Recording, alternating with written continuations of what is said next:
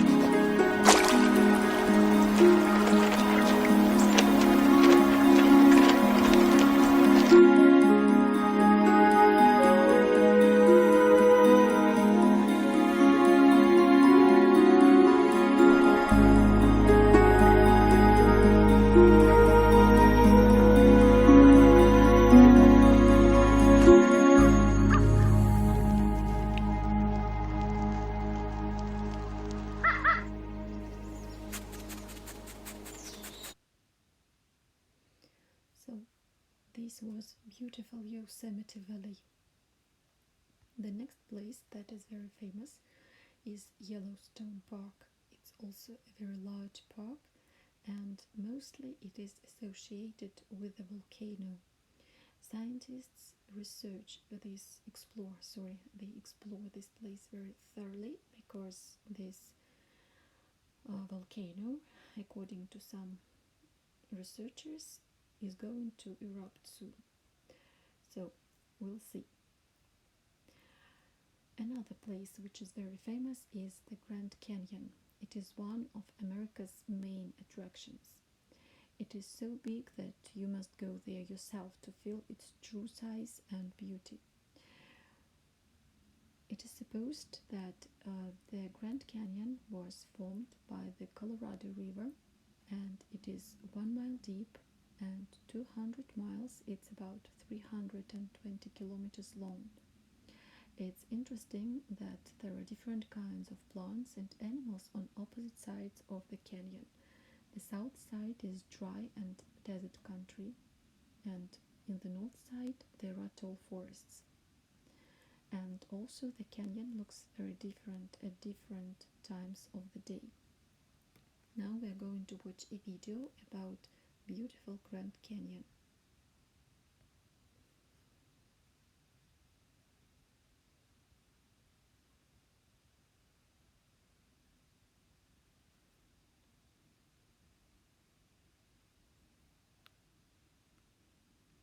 Sorry, there is a problem with the video.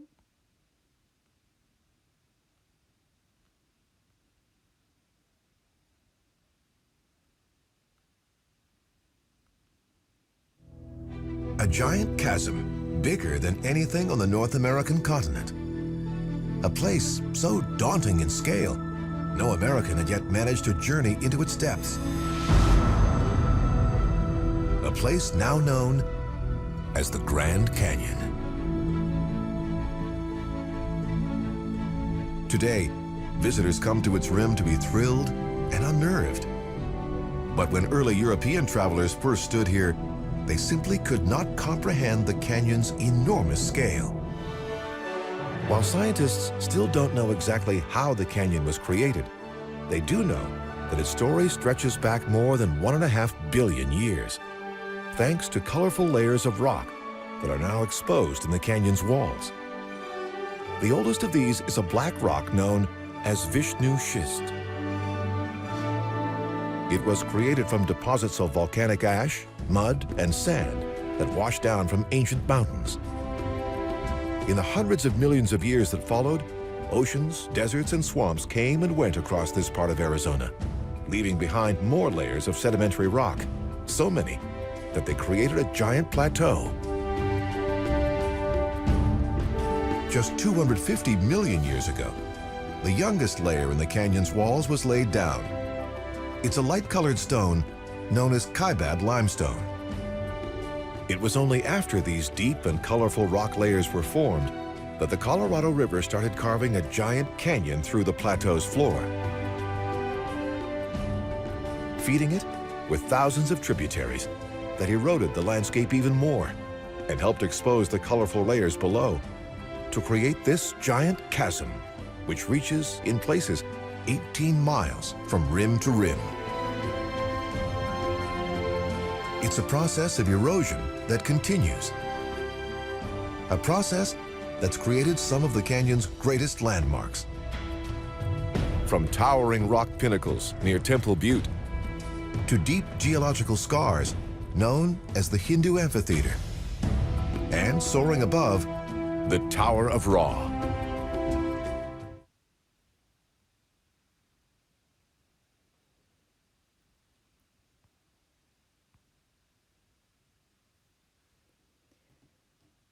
The United States of America has very varied scenery and weather, as I have already said. And of course, if we speak about its scenery, we should mention mountains. Here in our presentation, I will show you two highest peaks. The first one is Denali, located in the Alaska mountain range, and it's about 6 5,190 meters high. In the past, it was called Mount McKinley. So maybe when you read something, you will see this name. So its former official name was Mount McKinley. It is the highest mountain in the United States of America. On the second place, there is Mount St. Elias, and it is located in the St. Elias mountain range. So it's about 5,489 meters high. Also, there is a peculiarity that this is not only the second highest peak in the United States, but also it stands on the border of with Canada. So that's why this peak belongs to both the United States and Canada. There are a lot of rivers in the United States. The largest are the Missouri River, the Mississippi River, the Yukon River, the Rio Grande River, and the Colorado River. So if you have a look at this slide, you can see that there are a lot of rivers, and the most mighty is the Mississippi River. It ends in the Gulf of Mexico and starts in the north of the country. So of course there are a lot of interesting places, and there are a lot of natural wonders in the United States of America. The country is very big, so of course it has different kinds of scenery and different kinds of weather. It has rocky coasts, dry empty deserts, big rivers, wide plains and grasslands, lakes of all sizes, high mountains, great forests, sunny beaches, lands of endless winter. Of course, to enjoy this nature and to understand it better, it is better to go there and to see it and enjoy it on your own. And now we are going to discuss the American national character. The country is rather young, but still, of course, it has formed its own characteristics. So now we are going to watch a video, and your task will be to memorize as many national characteristics as possible. We won't watch this video up to the end because there are 50 traits of character that will be mentioned. We'll listen to the first 10, which are the most peculiar, which are the most interesting.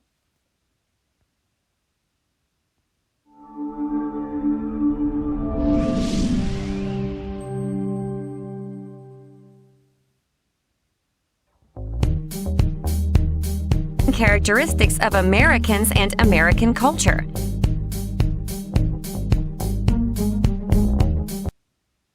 To help you compare and contrast what you observe of American culture and your own, mark the similarities and differences between your culture and what you have watched in this video.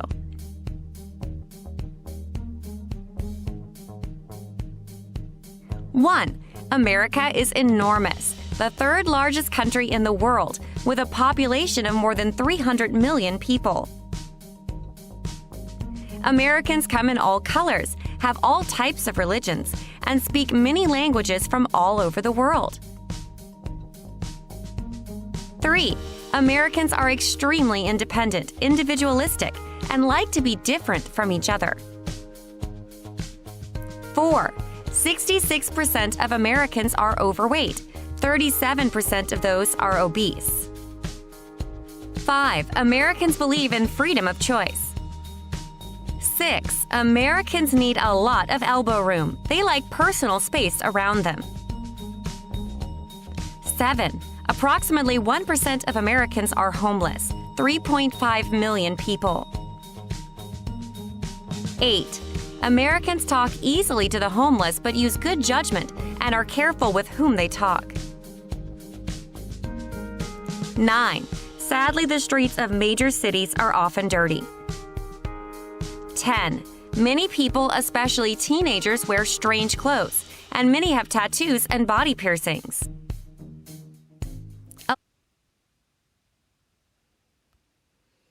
So we have listened to the first 10 characteristics of American national character. So maybe if you are interested in this video, you can find it in the internet and find some more information. But I think the most important traits were mentioned, that the Americans are very they are keen on freedom, and they believe in different kinds of freedom, and they are also very individual people, and they also are supposed to be very hardworking. Now let's speak about your homework. First of all, I would like you to do this exercise in Learning Apps.